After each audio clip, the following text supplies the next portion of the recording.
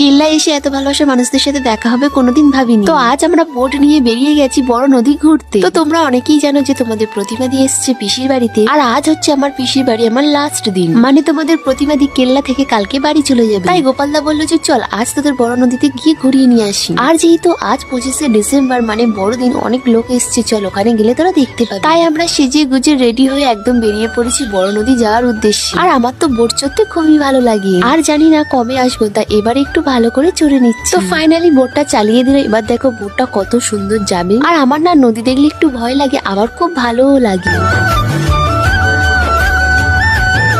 তো এবার ফাইনালি বোটটা বড় নদীর মধ্যে প্রবেশ করবে। আর বড় নদীটা খুব সাংঘাতিক দেখতে। আর যখনই গোপালদা বোটটা নিয়ে বড় নদীর মাঝখানে এলো, তখনই আমাদের ভয়তে হাত পা ঠান্ডা হয়ে যাচ্ছিল। মানে এত পরিমাণে বড় বড় ঢেউ আর এতটা স্রোত, আর আমরা পুরোপুরি নদীর মাঝখানে, আর ওখানে কি পরিমাণে ঠান্ডা লাগছিল, আর দমকা দমকা হাওয়া দিচ্ছিল। তো ফাইনালি আমরা বড় নদীর পাড়ে চলে এসেছি। তো নৌকায় থেকে নেমে আমরা ঘোরা শুরু করে দিয়েছি। আর সত্যি বলতে বড় নদী দেখার মতন তেমন কিছুই নেই। মানে ওই কিছু কিছু মানুষেরা এসে পিকনিক করছে, আনন্দ করছে, মজা করছে। আর জায়গাটা কিন্তু খুবই সুন্দর জায়গা। তাই আমরা ওখানে কিছু ফটো আর ভিডিও করে বেরিয়ে পড়লাম কেল্লায় যাওয়ার উদ্দেশ্যে। আর কেল্লার বাজারে এসে দেখি না বাজারটা পুরো ফাঁকা ফাঁকা লাগছে। তারপর আর একটু সামনে গিয়ে দেখি না প্রচুর মানুষজন এখানে পিকনিক করতে এসছে। আর আমার পিসির মেয়ে আমাদেরকে ফোন করে